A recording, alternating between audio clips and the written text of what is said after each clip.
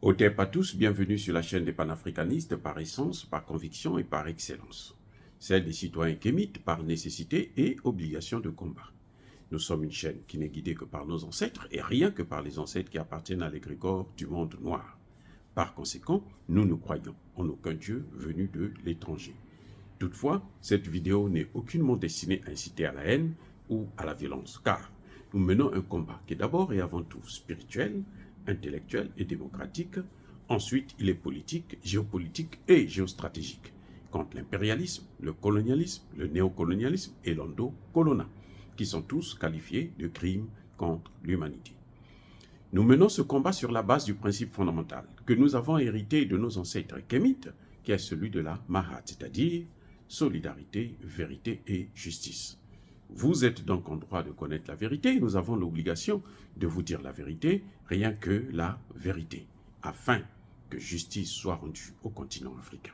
Et ça, c'est notre modeste contribution dans cette noble lutte en faveur de la souveraineté, la dignité, la solidarité et l'unité africaine. C'est exactement ça que nous appelons le panafricanisme. Bien-aimés frères et sœurs, dans une semaine, ou à peu près une semaine et demie, notamment le 10 décembre prochain, la CEDEAO va prendre une décision cruciale concernant le Niger. Alors, il y a beaucoup de gens qui s'inquiètent, qui se disent, mais qu'est-ce que la CEDEAO va décider? Est-ce que vraiment ça va créer des problèmes encore pour le Niger? Est-ce qu'ils vont maintenir les sanctions? Est-ce qu'ils ne vont pas maintenir les sanctions? Les amis, écoutez-moi bien. La décision de la CEDEAO, ça ne nous regarde plus. La CEDEAO peut faire comme il veut. La CEDEAO est déjà morte. Oui, la CEDEAO n'existe plus. Ce que vous voyez là, c'est la coquille vide. Parce que cette CEDEAO-là, c'est la CEDEAO des chefs d'État. Et quels chefs d'État? Les chefs d'État larbins. Les chefs d'État paillassons. Mes excuses. Les chefs d'État qui se couchent à plat ventre plutôt, devant Emmanuel Macron. Or, la CEDEAO, c'est au-dessus de la CEDEAO, donc la coquille est formée par les chefs d'État et l'intérieur est formé par les populations. La CEDEAO, c'est les populations et les chefs d'État. C'est-à-dire que les chefs d'État sont, les populations sont à l'intérieur de l'institution et les chefs d'État sont au-dessus. Or, ce que nous constatons, c'est que les populations sont sorties de la CEDEAO. Donc, nous avons une CEDEAO qui est formée que des chefs d'État. En plus, je ne dirais même pas, je suis très gentil quand je parle de chefs d'État. En fait, ce sont des chefs d'État. T-A-S. Ce n'est pas des chefs d'État, mais des chefs d'État. Ils gouvernent d'État, des poubelles, en d'autres mots. Voilà ce qu'il y a. Donc la CEDEAO est morte. Elle est morte. Et il n'y a plus rien à attendre d'elle. N'attendez plus que quoi que ce soit de la CEDEAO. L'avenir du Sahel est déjà tourné vers un autre sens. Si la CEDEAO veut être logique avec elle-même, si la CEDEAO veut survivre, elle devrait plutôt maintenant se tourner vers le Sahel. La CEDEAO, vous avez vu qu'elle n'a même pas félicité le Mali, les femmes, pour avoir libéré Kidal. Kidal qui était occupé depuis près de 10 ans. Et Kidal qui était le carrefour même du terrorisme dans toute la zone sahélienne et même du golfe de Guinée. C'est-à-dire que le quartier général, c'était la base, le bastion, la base arrière du terrorisme. C'était là que tout devrait se passer. Tout devrait commencer. La recolonisation de l'Afrique, c'était là. Donc Kidal, en se libérant, les Famas, en libérant Kidal, ils ont libéré en fait le continent africain. Vous avez vu que maintenant là, même le Congo démocratique aujourd'hui a demandé le départ de la MONUSCO et ils l'ont obtenu. Il y a eu un accord, il y a une semaine, entre la MONUSCO et le gouvernement congolais là-dessus. Donc, ça, ce sont les conséquences de Kidal, de le départ de la MINUSMA, ainsi de suite. Donc, nous ne pouvons rien attendre de la CEDEAO. Au contraire, la CEDEAO, en ce moment, il tremble. Alassane Ouattara vient de rencontrer les commissaires de la CEDEAO. Qui est-il pour rencontrer les commissaires de la CEDEAO? Il n'est pas le président de la CEDEAO. Le président de la CEDEAO, c'est Tinubu. Donc, c'est Tinubu qui devrait, si c'est nécessaire, rencontrer les commissaires pour discuter, pour préparer justement la réunion prochaine. Mais pourquoi c'est Alassane Ouattara qui le fait? Parce que Alassane Ouattara était à Paris, il a reçu mandat d'aller voir les commissaires pour les intimider ou pour les corrompre afin qu'ils puissent soutenir soit certainement le maintien des sanctions. Ce qui n'a plus aucun effet.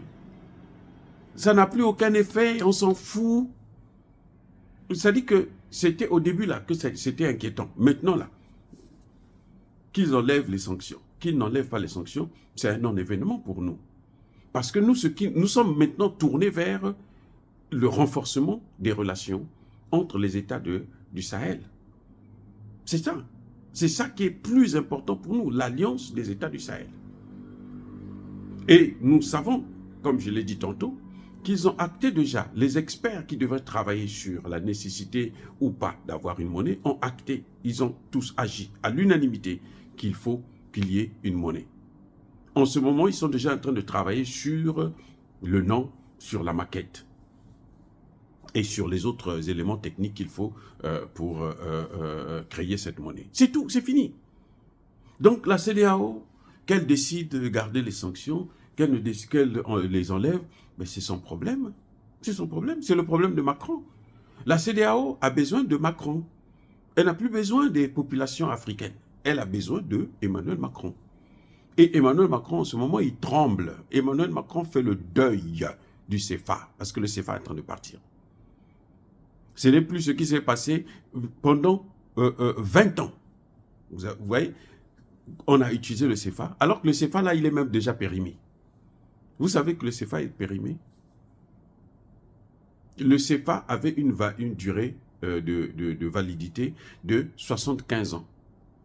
Créé en 1945, en 2020, le CFA devrait être soit renouvelé. Aucun État n'a renouvelé le CFA. C'est la France qui a renouvelé son CFA à elle. C'est sa monnaie. Donc elle fait ce qu'elle veut avec. Il ne faut pas s'inquiéter sur ça. Ce sont nos chefs d'État, ou plutôt nos chefs d'État, qui ne comprennent toujours pas, en Afrique centrale comme en Afrique de l'Ouest. Les seuls qui ont compris, ce sont les 3 pays de l'Alliance des États du Sahel. C'est tout. Sinon, tout le reste, là, ils ne comprennent rien. Ce sont des chefs d'État qui n'ont vraiment... C'est-à-dire qu'ils n'ont de chefs d'État que de nom. Mais ils ne s'occupent pas. L'Afrique est en train de s'appauvrir.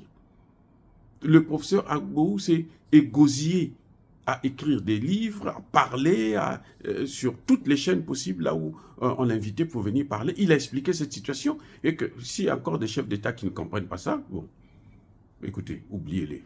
Oubliez-les, laissez-les continuer dans leur imbécilité. Nous, on avance. L'Afrique doit évoluer. Donc, on ne peut pas s'inquiéter. C'est plutôt la CEDEAO qui s'inquiète. C'est Emmanuel Macron qui tremble là en ce moment. Il ne dort pas. Vous avez vu, entre-temps, il a envoyé le directeur général de la BCEAO pour aller discuter avec Traoré. En plus, il a frappé à la mauvaise porte. Traoré, là, c'est le plus dur même. Il a frappé à la mauvaise porte, non? Voilà, que Traoré puisse l'aider à convaincre les autres chefs d'État, Tchani et Assimi Goïta, pour ne pas créer une monnaie. C'est-à-dire que on a l'impression que ces gens-là, c'est des mules. C'est des mules. Vous savez, quand vous prenez l'escargot, quand vous enlevez l'escargot d'un arbre, vous ne pouvez plus le remettre au même endroit. Ce n'est pas possible. Donc le CFA, là, le Sahel, là, a oublié déjà le CFA. Et je vous ai dit encore que le CFA est illégal. Ça n'existe pas. puisqu'il n'y a aucun traité signé par les États africains pour renouveler cette monnaie de nazi, cette monnaie à la con. Il n'y a aucun traité. Personne n'a signé encore ça. Personne. Il n'y a que les Français eux-mêmes qui se disent que bon, on a toujours le CFA, ça existe. Mais il est déjà mort, puisqu'il devait vivre jusqu'à 2020. Nous sommes en 2023. Donc, il y a 3 ans que le CFA est mort. Et que bon, maintenant, s'il y a des États qui prennent leurs dispositions, c'est formidable. Voilà. Donc, la réunion de la CEDEAO, ça nous fait ni chaud, ni froid. Ça ne nous embête pas. Ça embête plutôt la CEDEAO, le dirigeant de la CEDEAO, Emmanuel Macron, qui s'arrange par-ci par-là. Laissez Emmanuel Macron dépenser le reste d'argent qu'il a pour corrompre encore ses chefs d'État. Bon, comme ils aiment l'argent, ils vont prendre le mettre dans leur poche et tout, mais ça ne va pas aller sur changer la vie des Africains. Dire cela, c'est inciter à la haine ou à la violence? Non. Il y a Bakoulé Hervé, il y a Malembe. Encore une fois de plus, bien-aimés frères et sœurs, je persiste et je signe. Soyez bénis, soyez abondamment bénis par le Dieu des Kémites et par nos ancêtres angélisés. Mais que tous ceux qui persécutent le continent africain le pillent et le déstabilisent, qu'ils soient noirs, blancs, chinois, arabes, indiens, qui qu'ils soient punis, maudits, foudroyés, neutralisés, écrasés, effacés par ce Dieu des Kémites et par nos ancêtres angélisés. Vive l'Afrique éternelle, j'ai dit et j'assume.